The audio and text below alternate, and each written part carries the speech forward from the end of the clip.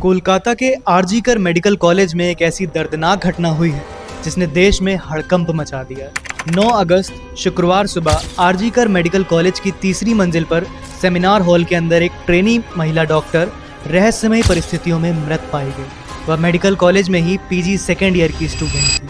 Postmortem report से पता चला कि पीड़ित डॉक्टर के साथ यौन उत्पीड़न किया गया था, फिर उसकी हत्या कर दी गई। इस वीडियो में हम आपको पूरी घटना का विवरण देंगे। इस घटना की शुरुआत 8 अगस्त की देर रात के दरमियान हुई। एक महिला ट्रेनी डॉक्टर 36 घंटे की ड्यूटी पे थी और उनकी नाइट शिफ्ट थी।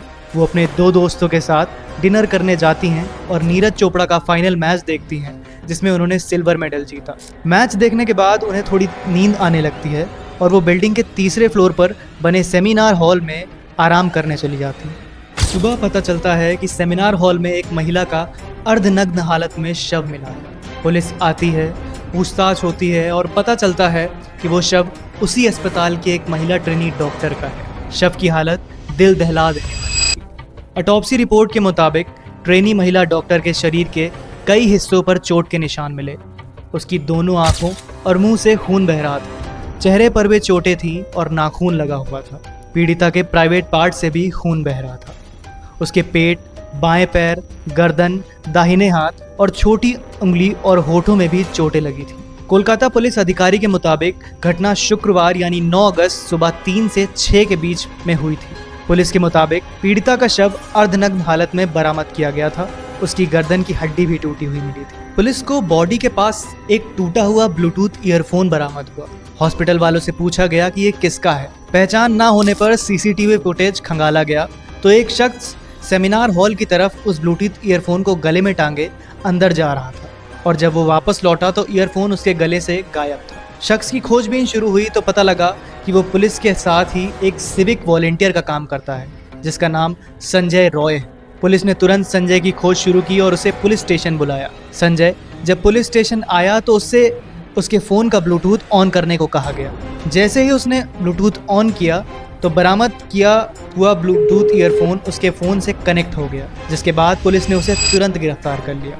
संजय के खिलाफ पुलिस ने भारतीय न्याय संहिता की धारा 64 यानी रेप और 103 यानी हत्या के तहत केस दर्ज किया है। संजय ने अपना गुनाह कबूल करते हुए बताया कि उसने नशे की हालत में यह दुष्कर्म किया। इस घटना के बाद ही देश भर में मेडिकल स्टूडेंट्स ने डॉक्टर की सुरक्षा को लेकर तमाम सवाल उठाए और विरोध प्रदर्शन शुरू कर दिया।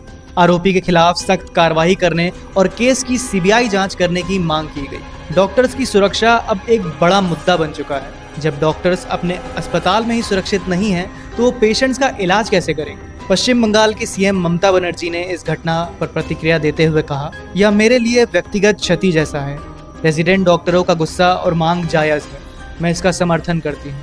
पुलिस ने भी उनकी मांगें मान ली हैं। हमें सीबीआई जांच में कोई परेशानी नहीं है। आरोपी को गिरफ्तार किया जा चुका है। मैंने इस मामले को फास्ट ट्रैक कोर्ट में ले जाने का निर्देश दिया है। ज़रूरत पड़ी तो आरोपियों को फांसी दी जाएगी। हालांकि मैं फांसी की सज़ा की समर्थक नहीं हूं, लेकिन उन्हें कड़ी से कड़ी सज़ा मिलनी चाहिए। पश्चिम बंगाल सरकार ने इस मामले की जांच के लिए एसआईटी का गठन किया और हॉस्पिटल मैनेजमेंट ने भी 3 मेंबर्स का जांच पैनल बनाया। आरजीकर मेडिकल कॉलेज के प्रिंसिपल डॉक्टर संदीप घोष ने 12 अगस्त को इस्तीफा दे दिया और कहा कि पीड़िता उनकी बेटी जैसी थी, इसलिए अब वह इस पद पर नहीं रहना चाहते। पश्चिम बंगाल सरकार ने कॉलेज के मेडिकल सुपरिंटेंडेंट और vice principal doctor Sanjay Vashishtha को भी पद से हटा दिया है। दिल्ली समेत देश भर में रेसिडेंट डॉक्टर कल से हड़ताल पर हैं। देश के सभी सरकारी अस्पतालों में ओपीडी, सर्जरी और लैब का काम रेसिडेंट डॉक्टर ही देखते हैं। ऐसे में रेसिडेंट डॉक्टर की हड़ताल से स्वास्थ्य सेवाएं प्रभावित हो रही हैं। रेसिडेंट डॉक्टरों के देशव्यापी संगठन federation of all India resident doctors association FORDA ने 12 अगस्त को देश के सभी सरकारी अस्पताल के रेसिडेंट डॉक्टर एसोसिएशन आरडीए से हड़ताल का ऐलान किया। प्रदर्शनकारी डॉक्टर्स और मेडिकल स्टूडेंट्स का मानना है कि इस घिनौने कांड के पीछे कुछ और लोगों का भी हाथ है जिनके खिलाफ सख्त कार्रवाई होनी चाहिए। उनका दावा है कि इस घटना को दबाए जाने की कोशिश चल रही है। एक डॉक्टर ने आरोप लगाते हुए बोला, वे कवर करने की कोशिश कर रहे हैं। वे बोल रहे हैं कि विक्टिम एक मानसिक रोगी थी। अगर वो थी तो वो ड्यूटी कैसे कर रही थी। इससे पहले भी कुछ घटनाएं हुई हैं जिन्हें नज़रअंदाज किया गया। सीएम ममता बनर्जी ने सोमवार को पीड़िता के परिवार वालों से मिलने के बाद कहा, हम इस मामले को हल करने की पूरी कोशिश कर रहे हैं। मैं नहीं जानती कि इस तरह की घटना एक अस्पताल में कैसे हो सकती है। अगर ज़्यादा आरोपी हैं और सभी रविवार तक नहीं गिरफ्तार किए जाते हम केस सीबीआई को सौंप देंगे, चाहे उनकी सफलता कदर कम ही। आगे की अपडेट्स के लिए जुड़े रहें फैला न्यूज़ के साथ। शुक्रिया आपका।